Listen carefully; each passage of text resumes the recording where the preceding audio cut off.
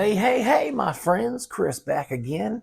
This time we're talking about Zombie Town from 2023, directed by Peter Lepaniotis. Peter Lepaniotis. That's how I'm going to say it. That's how we're going to go with it. Anyway, this is based on an R.L. Stine story. Basically, the premise of the movie is uh, Dan Aykroyd. So let's get I guess before we get into the premise, let's get into the cast. So we have Dan Aykroyd. He plays a director, a famous director from this town that he's fixing to premiere his new zombie film, and he's kind of a shut-in, a hermit. He doesn't really get out and talk to people. He doesn't do interviews, that kind of thing. Very similar to R.L. Stine's character in Goosebumps, played by Jack Black. And then we have Chevy Chase's character, who's like an archaeologist, kind of mentor type guy. Either way, both Aykroyd and Chevy Chase, they basically just collected their paycheck and called it a day on this. Neither one of them were used very well in the film. They were kind of like supporting characters, but they were only seen very briefly. The movie actually revolves around these two teenage kids who, Dan Aykroyd makes this new movie. He has it in the film 10. They take it to the movie theater where one of the kids works, and they're like, let's watch it early. When they watch it early, it unleashes a curse, and the curse turns all the townspeople into soul sucking zombies. They're not zombies that crave brains or anything like that, and there's no gore, there's no blood, nothing like that. It's strictly a family film, it's strictly a children's film. But unlike Haunted Mansion, this one doesn't really hit any notes to be a wholesome family film. It's just kind of all over the place, and it's just hokey, really, if I'm being honest. The like I said, the kids they watch the movie. It unleashes this, turns everybody in the town into a zombie. So they're trying to figure out how to break the curse and turn everybody back normal. That's the gist of the movie. It's pretty cut and dry.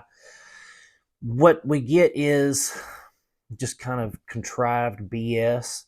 There are, there's some good zombie makeup in this, I guess. But as far as the story and the acting and everything, it's just subpar. Nothing is very good in this. The story is it's concise, but so much so that it doesn't really leave any room for exploration of characters or themes or anything like that. It's basically, okay, we released the zombies.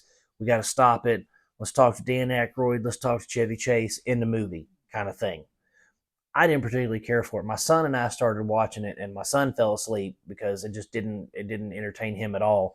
I struggled to finish it, and I finished it, and I was pretty much disappointed in it, especially with the use of Dan Aykroyd and Chevy Chase. They could have been, it could have been so much better if they would have actually performed instead of just called it in and collected that paycheck. Um,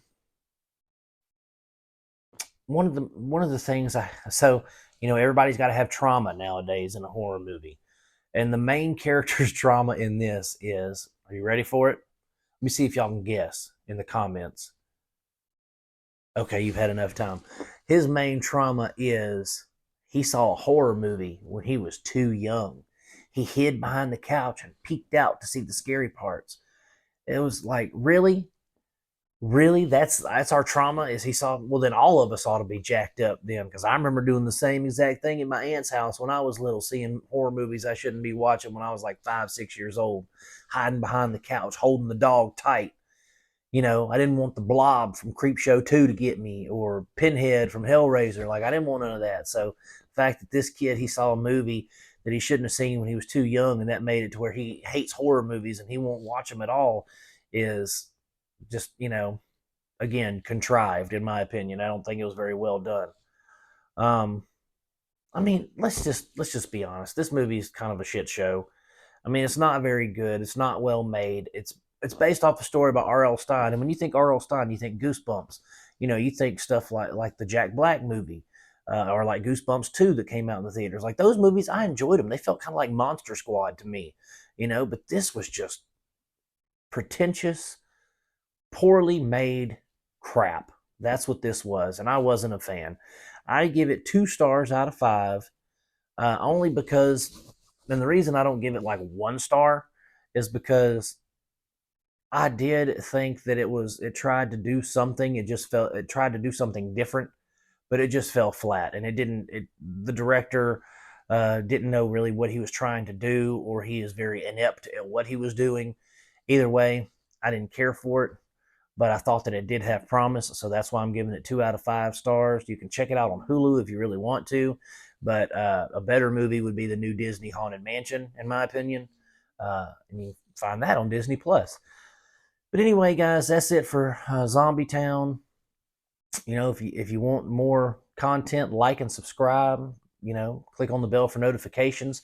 Hop over to Facebook, join us up on the Facebook group, Cinema Dolce, and then check me out on TikTok, Cinema Dolce. So you guys just look me up, and if you like what you see, like and subscribe to everything. Just click all the buttons. But anyway, guys, I love you guys. I'm going to keep making them as long as you keep watching them. God bless. Peace out.